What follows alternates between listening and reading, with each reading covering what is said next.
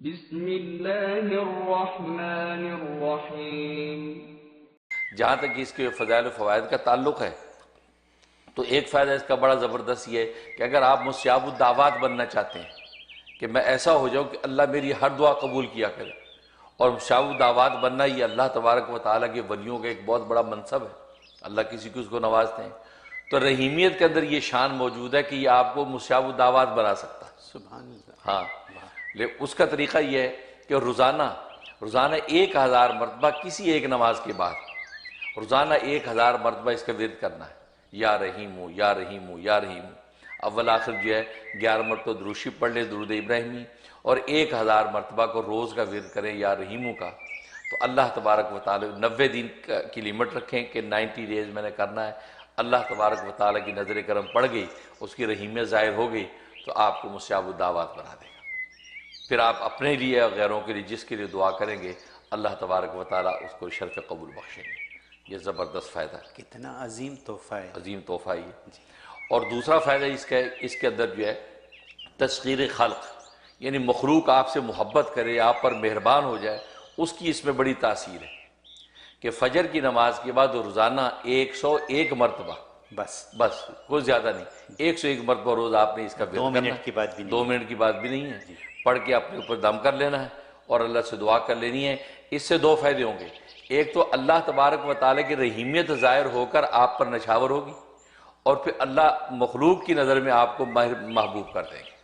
تو گویا کہ تسخیر خلق آپ کو حاصل ہو جائے گی، ہر بندہ جو آپ کو دیکھے گا آپ پر مہربان ہو جائے گا، آپ سے محبت کرے گا۔ یہ اس کے اندر خوبی موجود ہے۔ اور تیسرا اس کے اندر قساوت قلب، کسی کو ہے دل سخت ہے، آنکھیں پتھرا گئی ہیں، آنسو ٹپکتے نہیں، دل روتا نہیں ہے، سخت دل ہو جاتا ہے۔ بعض دفعہ گھروں کے اندر بھی بہت سی شکایت کری، میاں کا بڑا سخت دل ہے، ابا کا بڑا سخت دل ہے، تو کوئی بھی سخت دل والا ہو اس کے لیے زبردست تاثیر اس میں۔ اس کا طریقہ اگر اس کے نام کے اعداد نکالنے اس بندے کے تو بیسٹ ہے۔ مثلا میرا نام منیر احمد ہے، منیر کے 300 اور احمد کے 53، 353 بن گئے۔ اگر نام کے اعداد پتہ نہیں تو پھر 125 مرتبہ پڑھیں، 125 مرتبہ پڑھ کے، اور یہ فجر کے بعد پڑھنا ہے۔ 125 پڑھ کے اس بندے پہ دم کر دیں، اگر دم کرنا ممکن ہے، نہیں ممکن تو تصور میں پھونک دیں، پانی پہ دم کریں اور وہ پانی کسی طرح اس کو پلا دیں، اس کے کھانے وانے میں شامل کریں، اور یہ 71 ڈیز پابندی سے کر لیں، اللہ اس کے دل کو نرم اور مہربان کر دیں گے۔ یہ بہت بڑی خوبی ہے کہ دل کے نرمی جس کو مل گئی تو وہیں ایمان اور اخلاص کا بیج جو ہے وہ اپنا پنپنے لگتا ہے۔ اور ایک اس میں خوبی ہے کہ اگر کسی کو حاجت ہے، کوئی ضرورت ہے، اور وہ چاہتا ہے میری حاجتیں رکا نہ کریں، میرے کام رکا نہ کریں، اور ہوتا ہے بعض دفعہ ایک حاجت پوری ہوگی دوسری اٹک گئی، دوسری پوری تیسری اٹک گئی، اس کے لیے اس میں بڑی تاثیر ہے کہ فجر کے بعد 555 مرتبہ پڑھنا ہے۔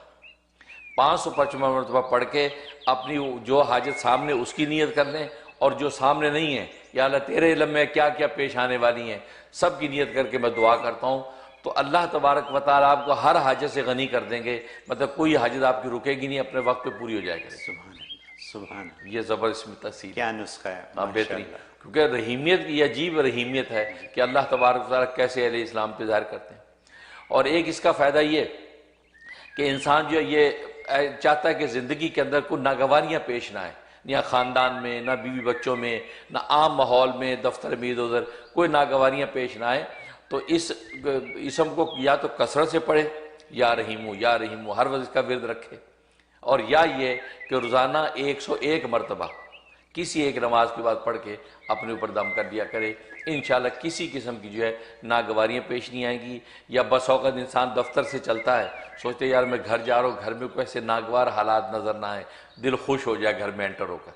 تو وہ یا رحیمو پڑھتے ہوئے آئے۔ یا گھر سے جا رہا ہے آفس کی طرف، دکان کی طرف، یار ایسی کوئی حالات دل میں پیش نہ آئے کہ دل یار اداس ہو جائے، تو یا رحیمو پڑھتے ہوئے جائیں،